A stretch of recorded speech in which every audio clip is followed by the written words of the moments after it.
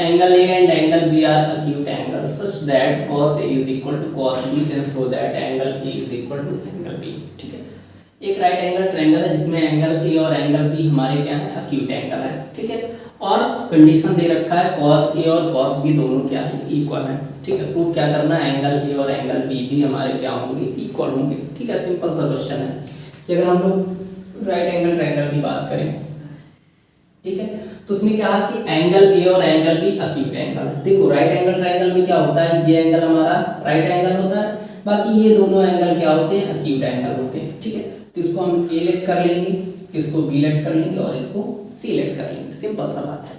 ठीक है, क्योंकि हम इसको ए और इसको बी क्यों लेट करेंगे, उस क्वेश्चन में उसने कह दिया कि एंगल ए और एंगल बी हमारे क्या है, एक्यूट एंगल है। ठीक है, फिर आते हैं अब क्वेश्चन में गिवन क्या है, cos A is equal to cos B, ये क्या है, गिवन क्वेश्चन है।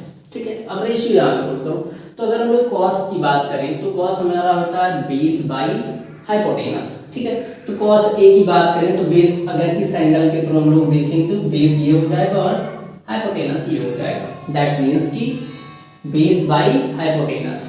क्लियर, तो ये हो जाएगा AC by AB is equal to cos B पे आ जाओ, तो cos B हमारा क्या हो जाएगा, यहाँ पे एंगल ये वाला लिया जाएगा, तो अब के बाद बेस हमारा क्या हो जाएगा, BC।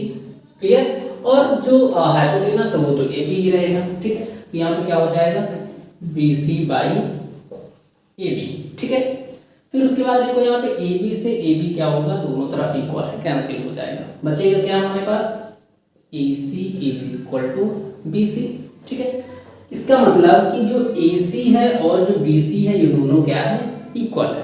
ठीक है, तो हम लोग अब AC और AB अगर AC और BC इक्वल है तो हम लोग ये कह सकते हैं कि भाई एंगल AC के सामने कौन सा एंगल पड़ रहा है, AC के सामने एंगल B पड़ रहा है, तो angle B is equal to BC के सामने क्या पड़ रहा है, एंगल A पड़ रहा है, तो यहाँ पे कर लेंगे एंगल A।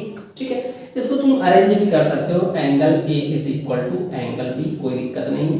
अच्छा, क्यों ऐसा हुआ, क्योंकि हमारे पास एक रूल है कि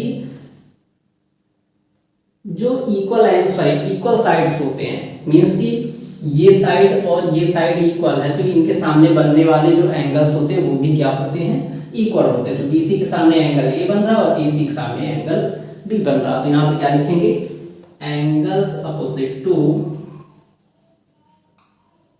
इक्वल साइड्स। ठीक है, इस तरीके से हमारा क्या हो गया, ये प्रूफ हो गया कि angle A is equal to angle B। ठीक है, यहाँ पे लिख सकते हो, हेंस